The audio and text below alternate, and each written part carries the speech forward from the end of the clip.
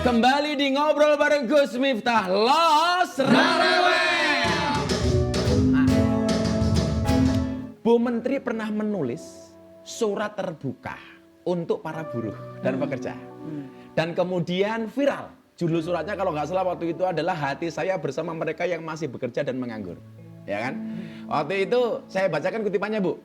Saya mengajak kita kembali duduk bareng dengan semangat untuk melindungi yang sedang bekerja dan memberi pekerjaan bagi yang masih nganggur. Saya dengan antusias menunggu kehadiran teman-teman di meja dialog, bukan di jalanan. Pertanyaan saya, Bu, sudahkah duduk bareng dengan mereka? Sebenarnya duduk bareng itu tidak hanya setelah undang-undang itu disahkan bersama dengan DPR. Sebelum proses pembahasan itu dilakukan dengan DPR, kami duduk bareng. Undang-undang Cipta Kerja, khususnya klaster ketenagakerjaan adalah perjalanan panjang. Karena sebelum undang-undang itu disampaikan, RUU itu disampaikan kepada DPR, kami sudah melakukan dialog sosial. Dan itu dianggap tidak cukup. Kami menyadari betul itu dianggap tidak cukup. Ada banyak aspirasi yang belum terakomodasi. Akhirnya Presiden dengan DPR sepakat untuk klaster ketenagakerjaan kita tunda pembahasannya. Atau kita belakangkan pembahasannya. Itu waktu terbaik bagi kami untuk duduk bareng bersama dengan stakeholder ketenagakerjaan. Melalui forum tripartit nasional kita ketemu baik pengusaha maupun teman-teman pekerja. Sebenarnya kalau teman pekerja itu yang paling dikeluhkan tentang apa dari undang-undang? Sebenarnya kalau boleh mengambil kesimpulan yang disampaikan oleh Ketua Balik, 95% seluruh aspirasi dari stakeholder yang ada di tripartit nasional itu terakomodasi di Undang-Undang Cipta Kerja. Jadi sebenarnya kalau kita mau dengan tenang melihat banyak hal yang baru yang justru itu perlindungannya lebih dipastikan dengan Undang-Undang Cipta Kerja. Jangan emosi dulu ya.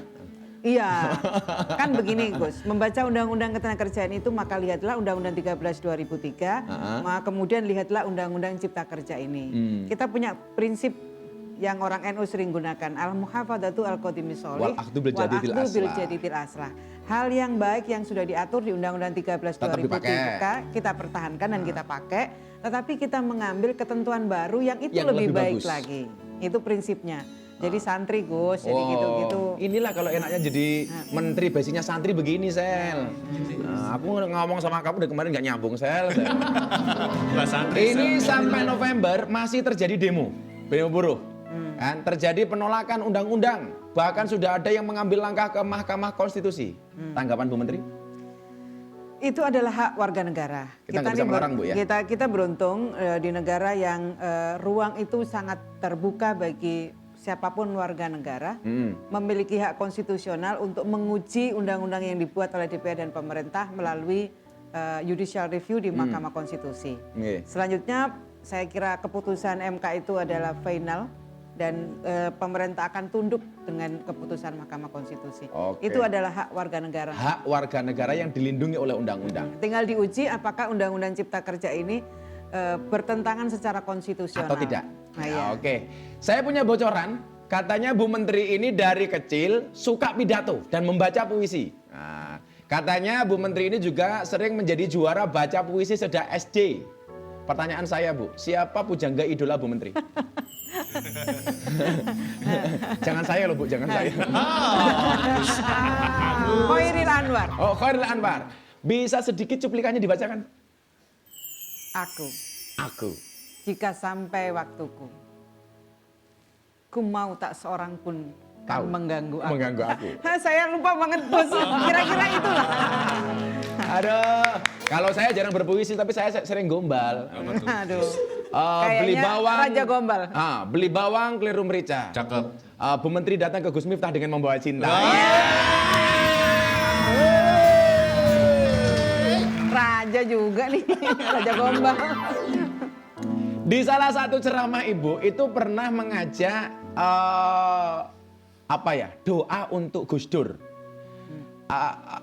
Ketika pidato doktoral, Ibu sempat mengajak semuanya untuk kirim doa untuk Gus Dur. Kita lihat videonya, Bu. Saya ingin menyampaikan rasa hormat dan terima kasih kepada Kiai Haji Abdurrahman Wahid, Presiden keempat Republik Indonesia, karena telah menerbitkan Instruksi Presiden Nomor 9 Tahun 2000 tentang pengarus utamaan gender dalam pembangunan nasional. Gus Dur telah meletakkan fondasi bagi upaya untuk meningkatkan kedudukan, peran, dan kualitas perempuan. Ya, Bu Menteri selamat ya, Doktor. Aduh, luar biasa ini. Terima kasih. Saya juga Bu. kemarin ditelepon salah satu kampus mau dikasih doktor honoris causa.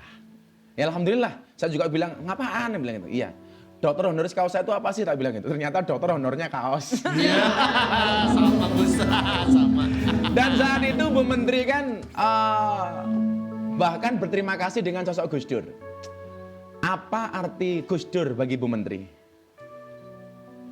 Gus Dur itu sumber inspirasi. Hmm.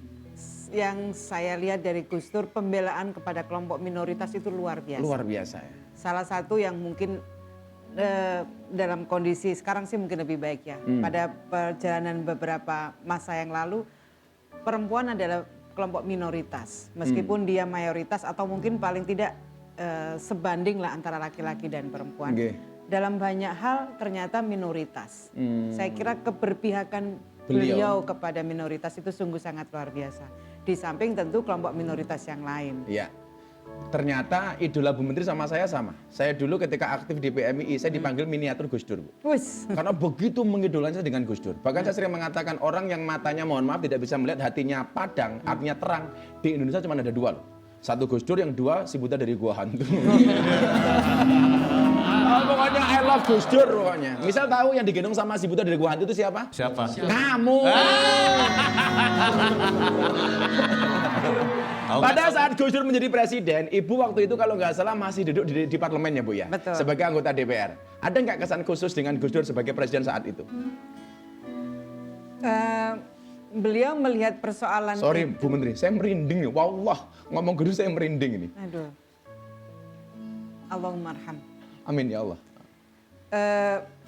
Saya waktu di DPR itu, di waktu itu PKB meskipun sebagai pengusung Gus Dur sebagai presiden, tapi kan kelompok minoritas juga. Okay. Kalau kita selalu, kalau Gus Dur datang ke DPR kan kita selalu posisinya siap siaga, ada deg-degannya luar biasa. Tapi yang saya lihat, ngapain kita deg-degan? Gus Dur menghadapinya dengan Santai. Dengan santai. Masih ingat mungkin Gus Dur dulu menyampaikan DPR kayak DPR Taman Kanak-Kanak. iya, Dengan itu, santainya. Dengan santainya. Itu yang akhirnya kemudian menyadarkan kita, beliau itu kalau melihat persoalan itu gimana ya? Nggak mungkin dalam akal kita manusia biasa, ya manusia biasa mungkin tidak bisa sama dengan Gus Dur. Dengan beliau ya. Iya. Bahkan saking ngefansnya Bu Menteri ini dengan Gus Dur, katanya di kantor itu ada fotonya Gus Dur. Kok tahu sih? Coba kita lihat. Padahal saya belum pernah masuk kantornya Bu Menteri. Loh. Wah, itu luar biasa. Tahu aja. Sampai segitunya. Ngefansnya Bu Menteri. Kenapa Bu sampai dipasang di kantor? Mengingatkan perjuangan beliau. Ya? Saya kira banyak, meskipun beliau menjadi seorang presiden yang waktunya sangat singkat, tapi banyak sekali hal yang diletakkan oleh beliau. Kalau seandainya, saya sebenarnya agak berat ngomong ini. Gus Dur ada di hadapan kita. Apa yang pengen Bu Menteri sampaikan kepada Gus Dur? Teruslah menginspirasi. Oh gimana sih kok ada Gus Dur? Jadi sadu ya kalau ngomongin Gus Dur. Iya, Ya, jadi Masya gimana Allah. gitu ya. Sosok seperti Gus Dur masih dibutuhkan dalam kondisi kita masih punya tantangan pluralitas yang luar biasa ini. Subhanallah, luar biasa. Kemampuan untuk menjaga kemajmukan, Yeah. kemampuan untuk menjaga keseimbangan antara mayoritas dan minoritas itu kita dapati dari beliau. Dari beliau ya. Iya. Gus Dur boleh meninggal, tetapi ajarannya tidak akan pernah mati. Jangan kemana-mana Sobat Kepo, setelah jeda iklan, obrolan dengan Bu Menteri Ketenagakerjaan masih akan berlanjut. Tetap di Ngobrol Bareng Gus Miftah.